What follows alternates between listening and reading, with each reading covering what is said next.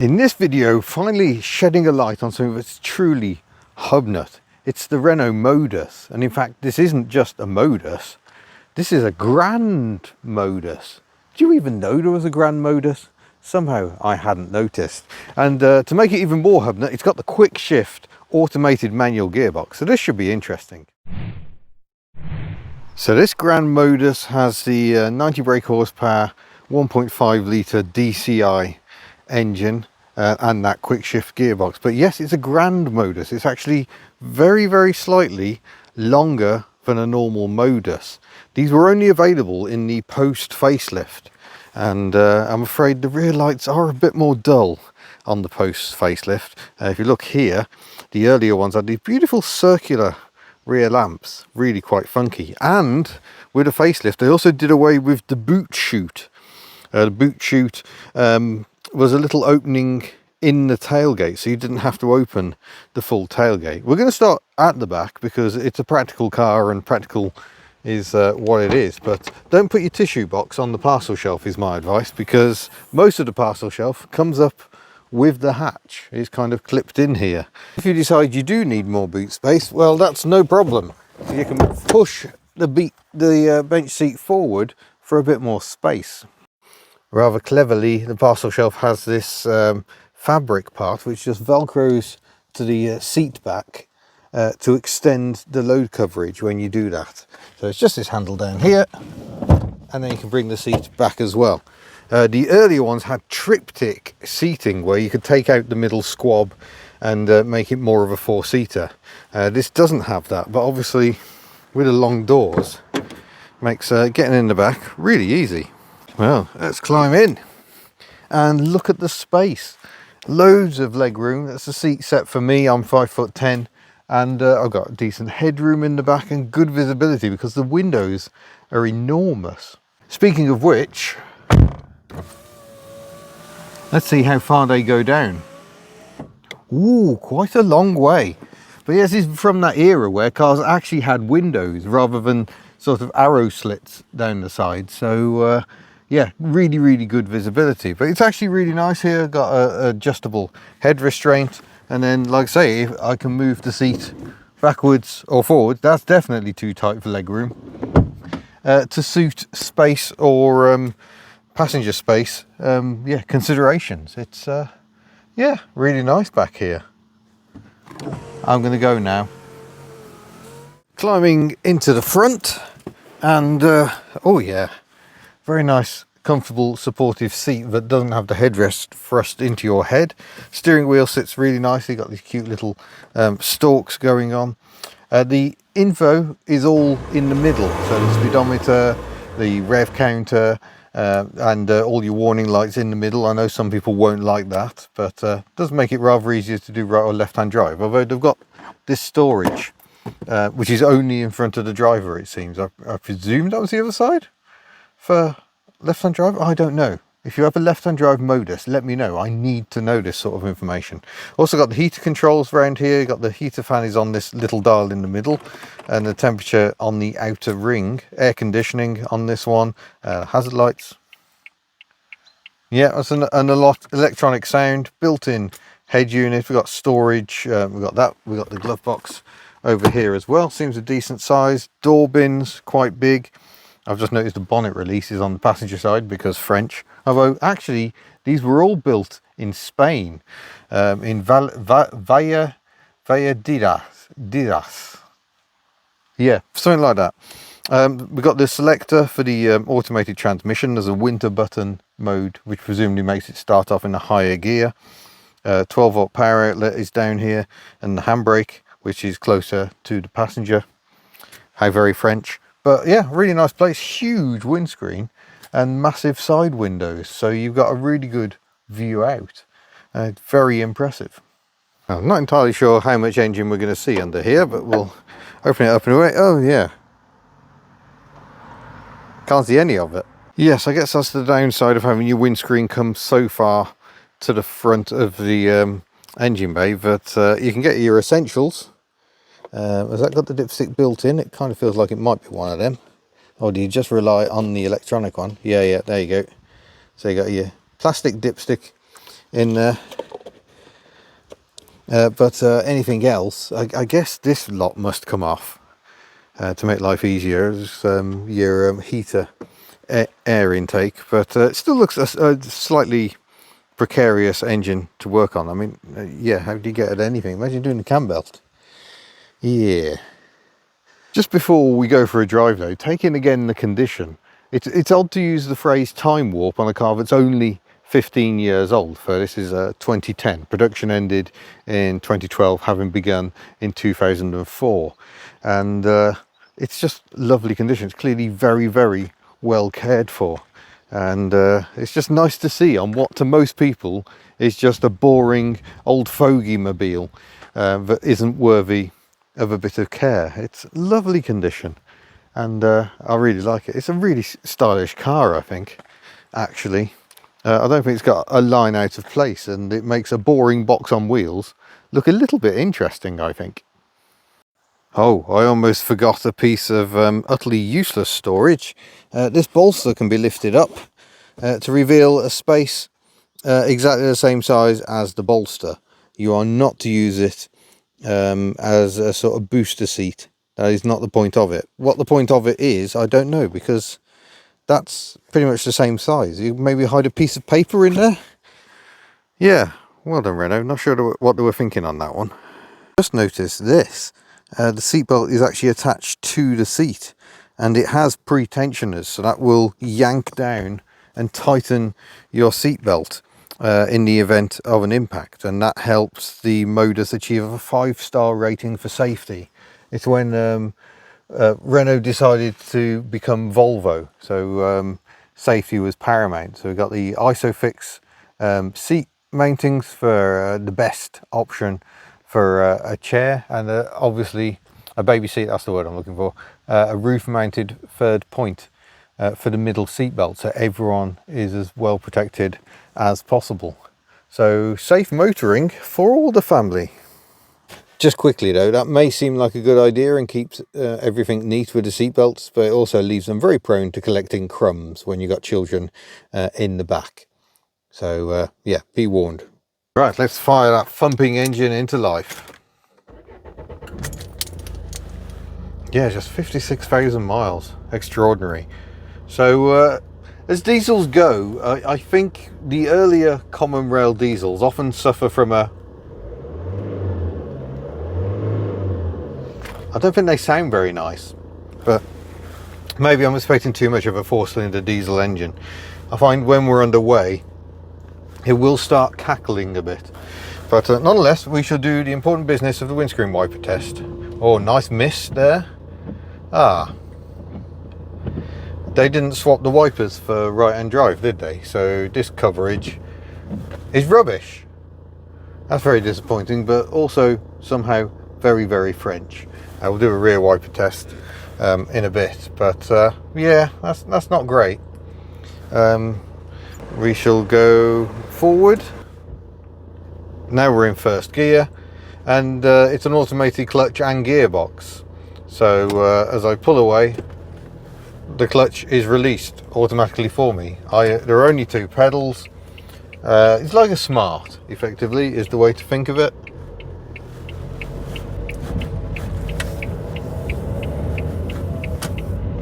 And like a Smart, there's that ooh, because it actually cuts the engine power when it does a gear change. So that does take some getting used to. But I found with the Smart, you do actually get used to it, you learn to predict it. But yeah, on first acquaintance, you find it a bit annoying because 2-pedal is usually a traditional automatic, and they are much smoother. But an automated manual will cut the engine power, do the gear change, and then feed the power back in. And that means, oh, there we go, into third gear. Yeah, it's quite a long change, much longer than a conventional automatic. So if we kick down now, wait for it, and then off we go. And now it's holding the gear thinking I might want to.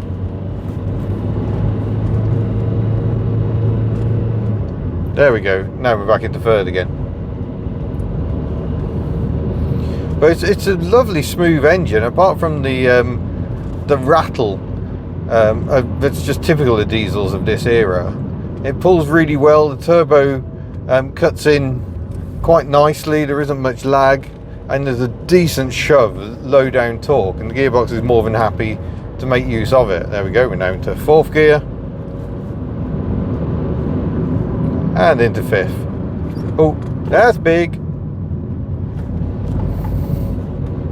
Fortunately, the Modus, being based on a Clio, is nice and small and easily able to squeeze through such things, and that's what I like, I guess. It's one of those cars that's very practical for its footprint. So there's a lot of space on offer for a car that doesn't take up much space on the road. Lovely big door mirrors as well.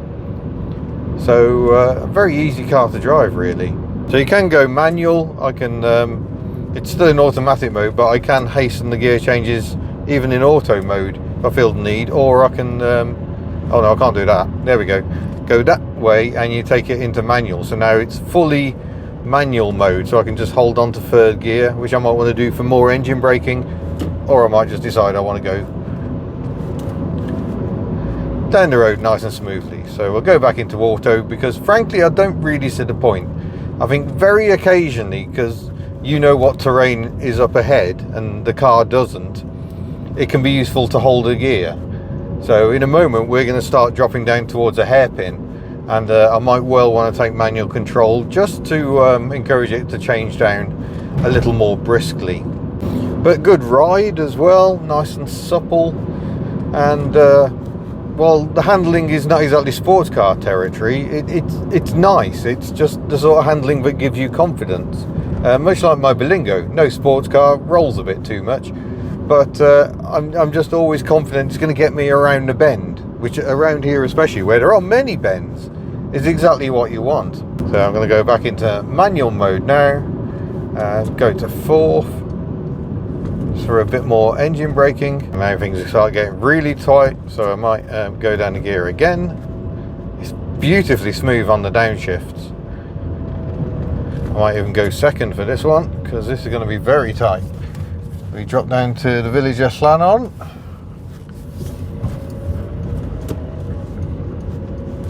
And then I'm going to test something at the bottom. I'm going to see if it'll go back into 1st gear, because that's what a Smart would do. The Smart really was one of the first, certainly affordable cars to be available with an automated manual gearbox. And they became a fad for a time in the early 2000s, primarily for emissions reasons. It was very hard to get a conventional auto. Oh yeah, it's doing it all for me. We're back to 1st. And we'll go automatic again.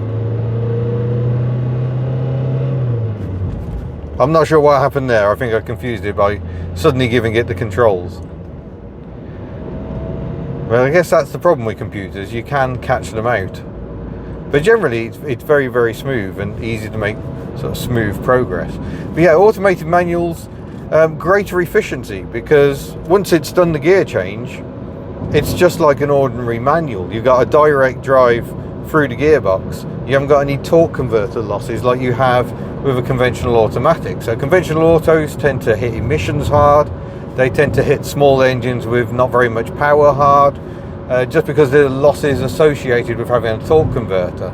I think these days torque converter efficiency has been improved, plus you've got the fact that there's more hybrids now, and you can use that hybrid electricity to help cover off some of the inefficiencies of the transmission.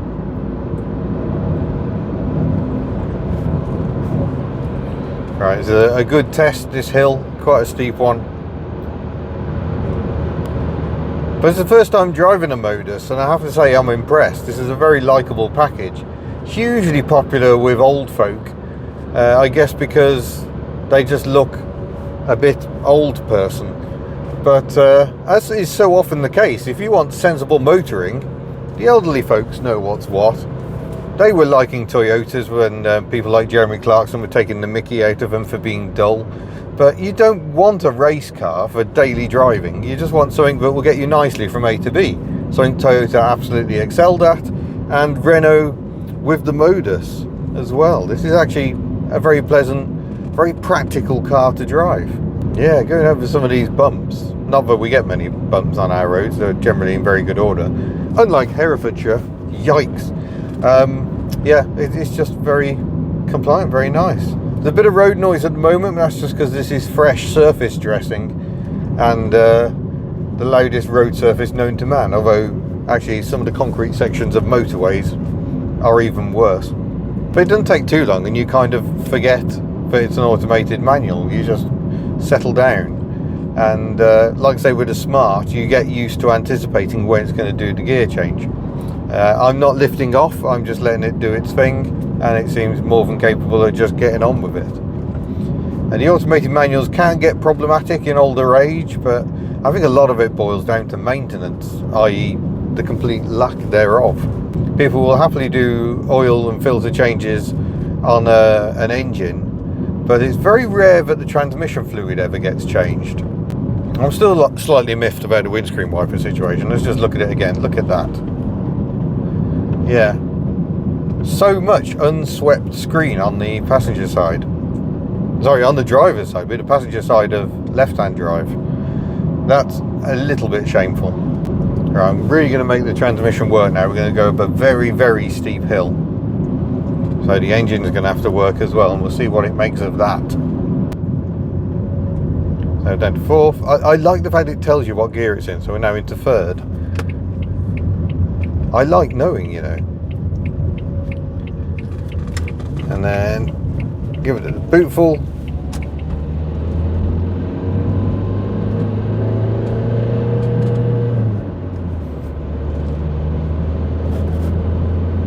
No great shakes, is it? It's just getting on and doing it. It's not a nice sounding engine once you extend it. I suspect the petrol is probably the better choice. I think you could get this transmission on the petrol as well. I'm trying to remember which engine it was. Was it the 1.4 or the 1.2? They did the 1.2 with a turbo with the F4 RT engine, as used in the Renault Wind, another Clio spin-off, which looks dreadfully like a slightly rude word, but not in French.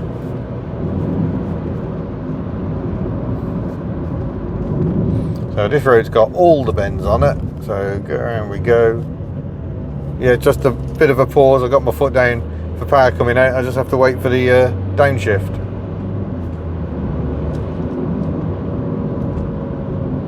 And certainly the road holding seems very good. It is on nice tyres. The owner does like to look after his cars, and that shows. Just the overall condition and the fact it's on really nice tyres. Because this is kind of a daily driver for the current owner, really. It has become their default. There was never really quite the plan, but they've grown to absolutely love it, and I can kind of understand why. It's brisk enough. I'm not having to be foot flat to the floor all the time. It's got a nice spread of torque, and yeah, really quite nice gearbox. Try and get into fourth.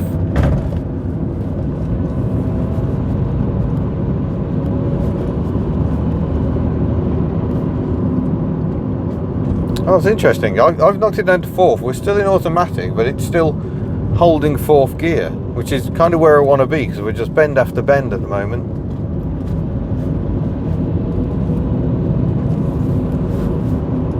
It's very tall gearing as well, I think. Yeah, now it's taken control back again. So 54 miles an hour, or 57 even. We're about 2,000 revs. That's nice and relaxing.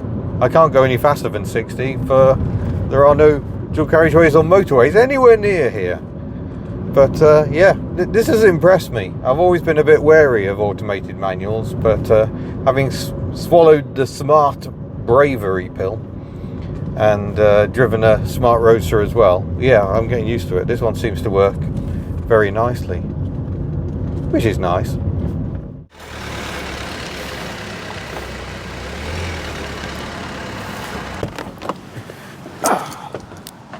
Well, there we go. That is the Renault Grand Modus. Very interesting car to drive, and really quite a smooth transmission. Very impressed with that. So huge thanks to the owners for letting me drive this beauty. It is one of their many pride and joys. Some more of those coming on the channel soon, hopefully. and thank you for watching. We shall see you in a future video. Don't forget, merchandise available at the Hubnut store should you wish. But we shall see you in a future video. Farewell.